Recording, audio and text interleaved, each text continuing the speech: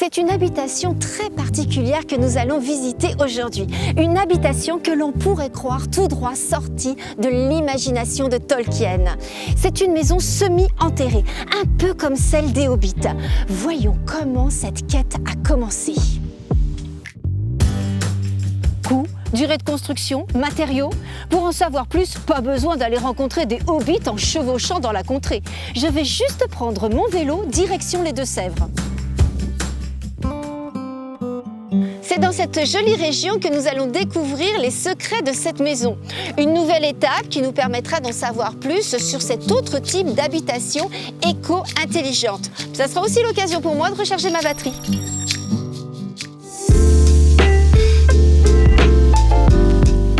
Elle est où cette maison? Julie, Olivier? On est là. Ah, vous êtes là, bonjour. Bonjour Caroline. C'est vraiment la maison semi-enterrée là. C'est ça, là on est du côté nord et de l'autre côté on profite pleinement du sud. Et comment vous est venue cette idée? On avait vraiment la volonté de pouvoir vivre dans un écrin de verdure, de s'intégrer pleinement en fait au terrain, à sa topographie. Comment ça marche? Il y a des murs, là on la voit pas cette maison. Je vous propose d'aller de l'autre côté, vous allez mieux comprendre. Ah bah ouais, je veux bien parce que là il faut que je comprenne. Bon, je vous suis alors. Allez.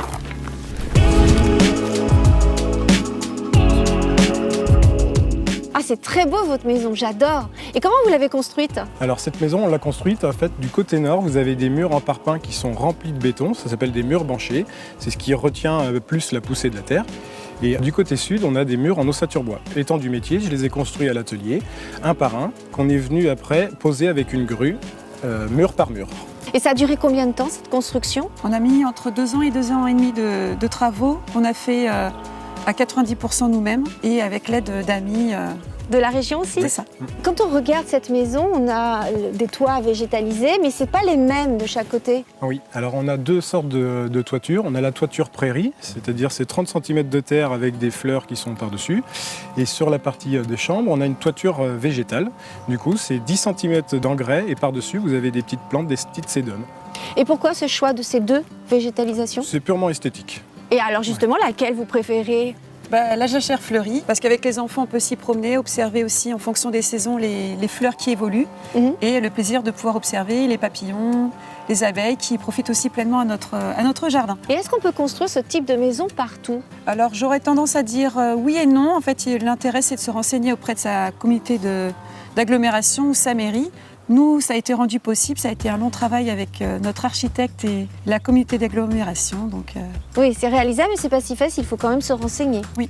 Vous avez aussi des panneaux solaires, je vois. Oui, on a des panneaux solaires en fait pour notre production électrique. Donc ces panneaux solaires, on a eu un peu de chance, on a récupéré des panneaux solaires d'occasion et du coup qu'on a installé nous-mêmes avec sous le contrôle d'un professionnel. Et cette installation nous a coûté 3 000 € pour 3 kW. D'accord. Et vous faites beaucoup d'économies avec? Alors avec cette production, en fait, on utilise l'électricité la journée et le surplus repart dans le réseau. Et à la fin de l'année, on retouche 270 € sur une facture globale de l'année de 800 €, ce qui nous déduit la facture à 530 € à l'année. Et je vois que vous avez un deuxième type de panneau. Effectivement, le deuxième type, ça c'est des panneaux solaires qui alimentent notre ballon d'eau chaude. Donc l'installation, elle a coûté environ 5 000 € avec le ballon compris. Donc là, c'est vraiment une envie de coller pleinement à nos valeurs de respect de la nature au maximum. On parle de recharge, donc moi forcément, je pense à ma batterie. Je peux la recharger? Bien sûr, venez avec nous, on va à l'intérieur et on vous fera visiter notre maison en même temps. Ah, ben avec plaisir. Ah, donc là, c'est la cuisine. C'est ça. Oui, et voici la salle à manger. Et vous avez une surface globale de combien? On a une surface de 153 m². Oui, c'est une belle surface. Oh, c'est joli ce que vous avez sur la cheminée. Merci. Alors maintenant, on va pouvoir aller voir l'entrée. Ah là, c'est quoi cette armoire insérée comme ça? Alors cette armoire, elle nous permet de cacher en fait tout ce qui est local technique. Vous avez le ballon d'eau chaude et la VMC pour la maison. D'accord. Oh, c'est charmant. Donc là, c'est notre salon. On a une vue sur notre vallée avec un petit miroir d'eau qui vient nous refléter la profondeur du ciel. C'est super. Ah, ça, c'est un petit coin cosy. Et derrière ce rideau, c'est quoi? Alors, on a un petit espace bureau. On ne voulait pas d'une grande pièce. Voilà, donc ça nous permet de rester toujours connectés un peu à nos enfants. Là, on a un long couloir. Donc là, côté nord, on va avoir une première salle de bain pour nos enfants, la chambre de Luna la chambre de Cali, Et oui. notre salle de bain nous. Ah, très chouette. Douche italienne. Sympa. La chambre de Tom. Mais il y a combien d'enfants ici? 3, c'est bon, on s'arrête. Et notre chambre à nous. Ah, très chouette. Voilà. Et puis, si vous voulez bien, je vais vous faire voir mon espace professionnel. Ouais. Qu'est-ce que vous faites dans cet espace? C'est un cabinet de sophrologie où je peux accueillir des personnes seules ou en groupe pour les amener à se détendre et aller à la rencontre d'eux-mêmes un peu plus.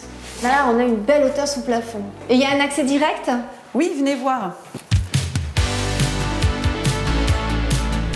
150 mètres carrés. Avec de la terre comme matière première, c'est peut-être une bonne affaire. J'ai envie de vous dire oui, parce que la terre, en plus, on a pu la prendre sur notre propre terrain, donc on ne l'a pas payée. Et après, c'est un peu plus compliqué que ça, Olivier. Parce que le principe de la terre, c'est quelque chose quand même qui est assez lourd. Donc il faut une charpente qui est en conséquence beaucoup plus importante qu'une charpente traditionnelle. Donc du coup, les sections sont beaucoup plus grosses et ça rajoute un peu plus de coût. Et comment vous avez construit cette maison? Cette maison, on l'a voulu performante du point de vue énergétique. Donc on avait vraiment fait le choix de matériaux naturels déjà dans un premier temps. Et aussi de travailler avec des artisans locaux. Donc on a pu faire intervenir une entreprise de terrassement, donc qui est vraiment sur la commune qui est limitrophe à la nôtre. Et aussi faire intervenir un plombier chauffagiste avec qui on a pu travailler pour alléger nos coûts. Et pour la construction, vous l'avez fait tout seul ou vous êtes fait aider? 90% du chantier finalement a été fait par nos soins et avec de l'aide. Et alors je vois derrière, il y a un insert. Cet insert, il vous permet de chauffer la totalité de la maison? Alors le système de chauffage, c'est un peu plus complexe, c'est-à-dire que c'est un tout. Du coup, la conception de la maison, il y a des casquettes. En fait, ces casquettes-là nous permettent de se protéger du soleil l'été. Et à l'inverse, en hiver, comme le soleil est beaucoup plus bas, le soleil rentre pleinement dans toute notre surface vitrée. Dès qu'on a du soleil, on n'a pas besoin de chauffage. Et donc après, en complément, Olivier avait réfléchi aussi à l'isolation de nos murs et du plafond. Donc l'isolation des murs, c'est... Tout en fibre de bois qui fait 20 cm d'épaisseur. Après, au plafond, on a 40 cm de ouate de cellulose et ensuite, on a notre terre végétale qui est par-dessus. Et tout ça, c'est géré en fait par une VMC double fût qui est raccordée à un puits canadien. Et côté consommation, ça donne quoi? Alors, donc dans le moyen de chauffage les jours où effectivement il ne fait pas beau dehors ou il fait plus froid, on va utiliser notre insert à bois, donc c'est à peu près moins d'un ster finalement sur toute l'année. Et après, effectivement, donc on va être sur l'utilisation de notre VMC et du puits canadien. Un puits canadien? Mais tabernacle, quoi donc c'est que cette histoire? Alors, le puits canadien, c'est un tuyau qui est enterré à une certaine profondeur de la terre. Et après, la VMC qui est à l'intérieur de la maison aspire l'air extérieur. Cet air passe tranquillement dans ce tuyau. Donc pour nous, c'est 3 mètres de profondeur sur 44 mètres de longueur. Et cet air, du coup, va capter la température du tuyau. Et après, elle est rejetée à l'intérieur de la maison. Ce qui fait qu'en été, on a de l'air qui est soufflé dans la maison à 18 degrés. Et à l'inverse, en hiver, on a de l'air qui tempéré à 14 degrés dans la maison. Ce qui fait qu'il ne nous reste plus grand-chose à chauffer. Et tout ça, c'est grâce à la VMC double fût. Alors le petit plus, il y en a plusieurs systèmes de puits canadiens. Nous, on a choisi celui qui est en tuyau en grès, donc il collait vraiment à nos valeurs naturelles. Il a la particularité de capter l'humidité qui peut se trouver dans le tuyau. Pour nous, c'est une climatisation naturelle. Le coût global alors du coup de cette maison, c'est quoi? Attendez, je sors le ticket de caisse. Donc pour tout ce qui concerne le terrassement, qui part des fouilles jusqu'à la mise finale de la terre, on est à 34 000 €. La structure globale de la maison, en partant de l'ossature, isolation, tous les équipements intérieurs, on va être sur du 160 000 €.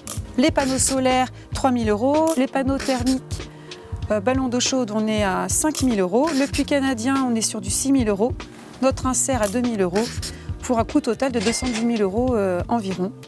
Donc après, effectivement, ça peut paraître bas par rapport à notre maison, mais ça a été vraiment aussi un travail de tous les jours où on a essayé de nous questionner comment réduire les coûts, sur négocier, passer par exemple avec un groupement d'employeurs.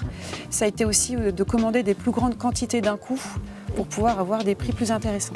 Et puis vous avez fait beaucoup par vous-même et avec vos amis. Voilà. Et travailler notre réseau. Voilà. Notre réseau. Bon bah maintenant je sais comment avoir une maison semi-enterrée, ça me donne bien envie en tout cas. Est-ce que ma batterie elle est rechargée? Oui, elle est juste là, on vous l'a préparée. Ah bah génial. Bon, ben merci beaucoup de votre accueil. J'ai appris plein de choses. Merci à vous deux. Merci à vous. C'était très chouette. Et voilà, c'est parti. Merci, à bientôt. Merci, au revoir. Au revoir. En résumé, pour l'écologie et faire des économies, on peut aussi bien avoir une petite maison dans la prairie qu'une grande maison dans la colline. En attendant, abonnez-vous à la chaîne YouTube, activez la cloche et regardez les vidéos disponibles car quelque chose me dit qu'il y a plein d'autres rencontres et visites de maisons éco-intelligentes. J'espère que vous avez apprécié et que tout comme moi, ça vous donne envie de creuser le sujet. Allez, moi je me sens en pleine forme. Youhou!